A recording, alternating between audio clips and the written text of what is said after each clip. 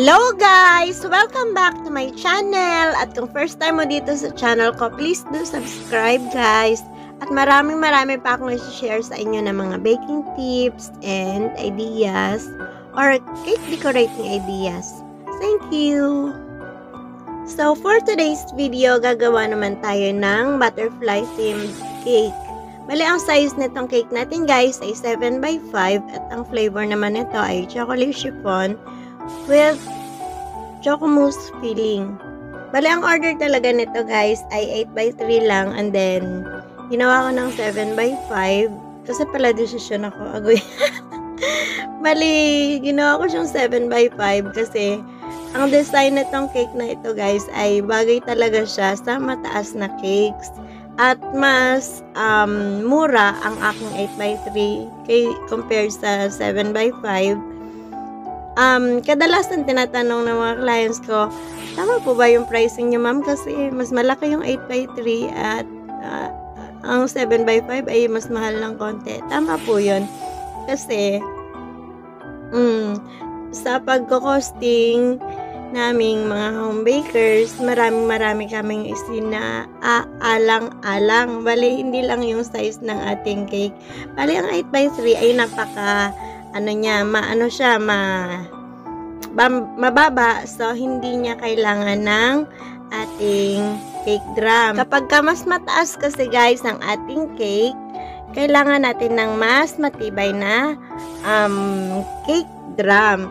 So, kapag gumagamit ako ng cake board, like dun sa 8x3, cake board lang ginagamit ko. Kapag cake board lang ginagamit natin, syempre, mas mura siya. Kapag cake drum ang ginagamit natin, mas mahal. Kailangan ng cake drum sa 7x5 kasi mas mataas siya, mas mabigat. At halos sa size naman kasi, kapag naisingan na kasi natin siya, ang 7x5, lumalabas siya minsan na parang nagiging 8x6 na siya yung kanyang final product kasi 'di ba may icing pa, may frosting pa tayo sa gilid. So yan, mas mataas siya at mas malaki siya talaga compare sa 8x3 kasi mababa lang ang 8x3. Ang 8x3 kasi ay mostly nasa 2 to 3 layers lang, pero ang ating 7x5 minsan nagiging 4 to 5 layers siya. So in between layers, meron siyang filling, meron siyang icing. So, ang tendency, bumibigat at tumataas. Kaya mas malaki itong 7x5. Kaya mas mahal siya. And then yan guys, kung napansin nyo kanina, pinakita ko na yung ating mga butterflies ay naka-packaging pa siya. Kasi binili ko lang yan siya. Siguro nasa 85 pesos ang isang ganon. Isang balot na ganon. And then, sobra-sobra na yun sa ating cake. Pero depende kung palalagyan hanggang likod, ganun. And, ang ating cake toppers ay acrylic na cake topper lang yan dyan. Siguro nasa 35 pesos. And then, itong ating mga balls ay cake topper din yan siya na binibili natin sa mga baking supplies.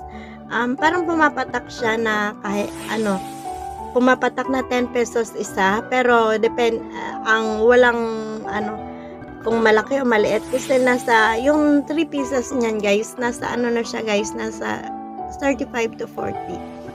So, yan, lahat yan dapat isama natin sa costing.